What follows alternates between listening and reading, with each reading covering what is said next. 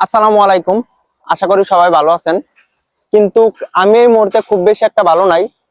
আমি আছি কম্বোডিয়া সিয়ানক বিলে।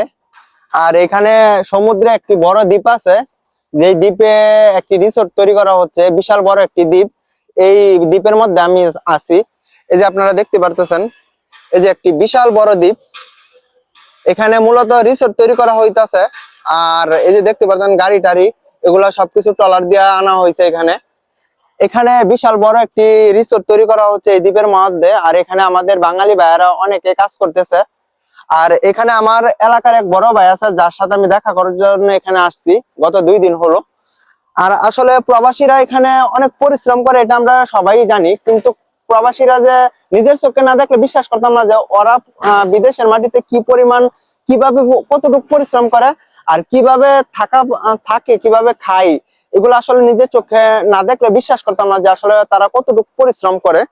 যারা বিদেশে আছে, যারা কম্বোডিয়াতে আছে, তারা হয়তো অনেকেই জানে না যে কনস্ট্রাকশন সাইডে মানুষেরা কতটুকু পরিশ্রম করে। আসলে এখানে কনস্ট্রাকশনে যারা কাজ করে খুব অনেক কষ্টের কাজ করে, যেটা আসলে বলে বুঝাইতে পারবো না।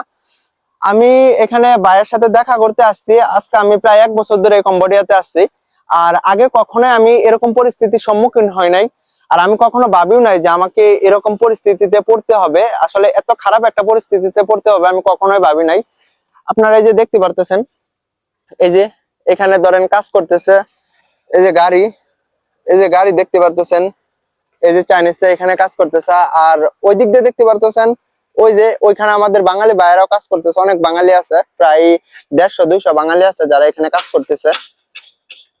আসলে ভাই ওরা কাজ যেমনই করুক, আসলে ওরা কাজ শেষে যায়, সে রাত্রে একটু ঘুমাবে, একটু থাকবে, একটু খাবে। এই পরিবেশটা যদি আপনারা দেখেন, এটা একটা জঘন্য পরিবেশ।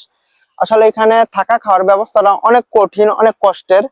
আপনারা দেখেন, আমি আপনাদেরকে পুরো ভিডিওটা দেখবেন, আপনারা সবকিছু এখানে দেখতে পারবেন। এই যে আমি উঠতেছি, এই যে পরিবেশ, এই দেখতে পারতেছেন, এটা হচ্ছে মনে করেন যে বাসার যার অবস্থা। এই যে এটা হচ্ছে ডাস্টবিন।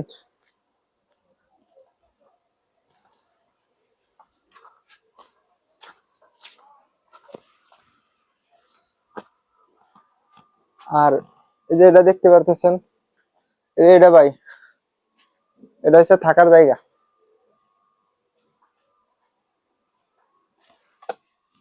এই দেখতে পারতেছেন থাকার জায়গা।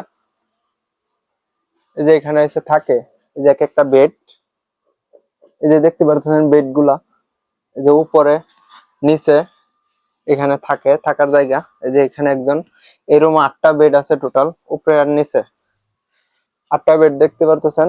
এখানে টোটাল 7 জন থাকে, একজন লোক কম আছে। আর এই যে এখানে দেখতে পারতেছেন, এখানে 2টা সংসার, 2জন রান্না করে। এখানে এখানে একজন, এখানে একজন। এই একটা চুলা, এই যে একটা চুলা দেখতে পারতেছেন, 2 জায়গার মধ্যে 2টা চুলা, 2জন রান্না করে।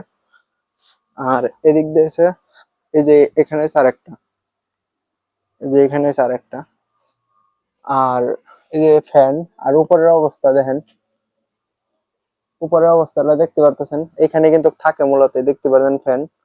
এটা হচ্ছে থাকার জায়গা। আসলে এতটা পরিশ্রম যেটা বলার মতো না। এখানে থাকা খাওয়ার অবস্থাটা অনেক খারাপ। আরেকটা জিনিস দেখেন, এখানে কোনো দরজা নাই কা, এটা রাত্রে এভাবে খোলাই থাকে, এখানে কোনো দরজা নাই। এই যে রুমের পরিবেশ, এই দেখতে পারতেছেন। আর বিশেষ করে সত্যি বলতে আরেকটা কথা, এখানে কোনো টয়লেট নাই। আসলে মানুষ কতটুকু পরিশ্রম করলে, মানে কতটুকু খারাপ অবস্থায় যে বিদেশ থাকে আর বিদেশে কত পরিশ্রম করে, এটা আসলে না এলে বোঝা অনেক কঠিন।